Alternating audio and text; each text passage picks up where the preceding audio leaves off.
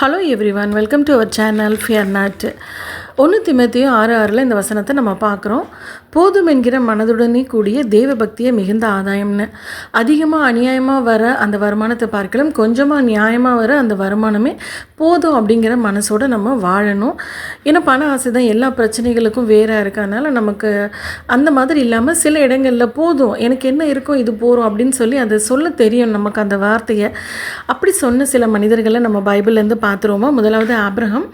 ஆதியாகமத்தில் இதை நம்ம பார்க்குறோம்.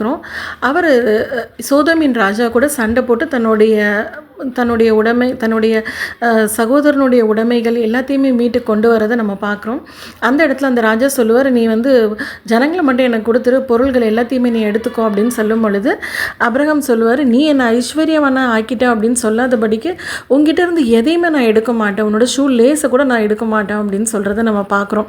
கிடைக்குது அப்படிங்கிறதுக்காக அவர் ஓகே அப்படின்னு சொல்லாமல் அதை ரிஜெக்ட் பண்ணுறது அந்த இடத்துல நம்ம பார்க்குறோம்ல. அதே ஆபிரகாம் கர்த்தரால் ஆசீர்வதிக்கப்பட்டு செல்வ சீமானாக இருந்தார் அப்படிங்கிறதையும் நம்ம வேதத்தில் படிக்கிறோம்.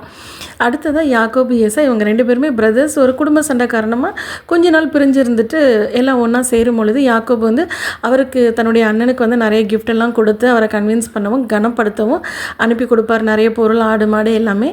ஆனால் அந்த இடத்துல ஏசா சொன்ன வார்த்தைகள் ரொம்ப அழகான ஒரு வார்த்தை, எனக்கு போதுமானது இருக்குது, உன்னோடது உங்ககிட்டே இருக்கட்டும் அப்படின்னு சொல்கிறாரு. நம்மளை ஏமாற்றிட்டு போனோம் தானே, நம்ம கூட சண்டை போட்டு போனோம் தானே நம்ம தம்பி அப்படிங்கிறதுக்காக எல்லாத்தையும் வாங்காமல் எனக்கு போதுமானது இருக்குது, உங்ககிட்டயே இருக்கட்டும் உன்னோடது அப்படின்னு சொல்கிறத நம்ம பார்க்குறோம்ல. அந்த ஒரு நிதானம் வேணும் நமக்கு, எந்த வார்த்தைகள் எந்த இடத்துல சொல்லணும் அப்படிங்கிறத அந்த நிதானத்தை நம்மளும் கற்றுக்கணும்.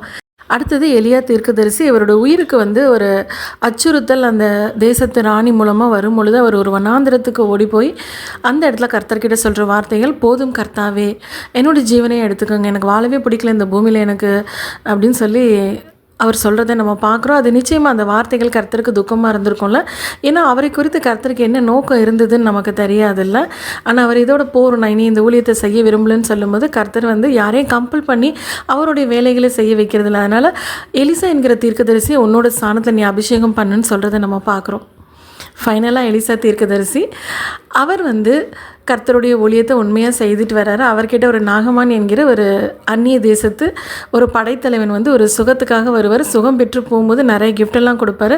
ஆனால் எலிசா அதெல்லாம் ரிஜெக்ட் பண்ணிவிட்டு நீ கர்த்தருக்கு மட்டும் உண்மையாருன்னு சொல்லி அனுப்பிடுவார். ஆனால் அந்த எலிசா கிட்ட வேலை செஞ்ச கேயாசி என்கிற ஒரு மனுஷன் அந்த பண ஆசை காரணமாக தனக்கு இருக்கிறது போகிறோம், தான் எவ்வளோ பெரிய தீர்க்கதரிசி கிட்ட வேலை செய்யணும்னு அந்த மேன்மையெல்லாம் உணராமல் அந்த பண ஆசை காரணமாக அந்த நாகமான் கிட்ட போய் எனக்கு கொஞ்சம் மணியெல்லாம் கொடு, அந்த திங்ஸு வச்சுருக்க ட்ரெஸ் அதெல்லாம் கொடு அப்படின்னு சொல்லுவார். அதுவும் அந்த எலிசா பேரை சொல்லியே வாங்கிடுறாரு. அவருடைய அந்த போதும் என்கிற அந்த மனசு இல்லாமல் அவர் வாங்கின காரியங்கள் அவருக்கே தேமையாக முடிஞ்சதை அந்த அதிகாரத்தோட எண்டில் நம்ம பார்க்குறோம்ல. இன்றைக்கி நாமும் நம்மளை நிதானித்து பார்க்கலாம். கர்த்தருக்கு அடுத்த காரியங்களை நம்ம போதும் அப்படின்னு சொல்லும்போது அது நிச்சயமாக ஆண்டவரை துக்கப்படுத்தும். ஸோ அது மாதிரி சொல்லாமல், ஆண்டவரே உம்முடைய வார்த்தைகளை நாங்கள் நடக்கும்போதும் உட்கார்ந்திருக்கும் போதும் படுத்திருக்கும் போதும் அதை குறித்து பேச எங்களுக்கு கிருபை செய்யுங்கன்னு சொல்லி நம்ம கேட்போம். எங்களுக்கு வர சம்பளம் போதுங்கிற எண்ணத்தோடு நாங்கள் வாழ எங்களுக்கு உதவி செய்யுங்க. உண்ணவும் முடுக்கவும் எங்களுக்கு இருக்கவும் இடம் இருந்தால் போகிறோம், அதை தாண்டி நாங்கள் பெருசாக ஆசைப்படக்கூடாது. பண ஆசை இல்லாதவர்களாக எங்களுக்கு வாழ நீங்கள் கிருபை செய்யுங்க அப்படின்னு சொல்லி நம்ம கேட்போம். நாம் அப்படி கர்த்தர்கிட்ட ஒப்பு கொடுக்கும்பொழுது கர்த்தர் நமக்கு அழகான ஒரு வாக்குத்தத்தமும் கொடுக்குறாரு, என் கிருபை உனக்கு போதும் அப்படின்னு சொல்லி. கர்த்தருடைய வாக்குக்கு ஒப்பு கொடுப்போம், கீழ்ப்படிவோம், அவருடைய வாக்குத்தத்தத்திற்கு நன்றி சொல்லுவோம்.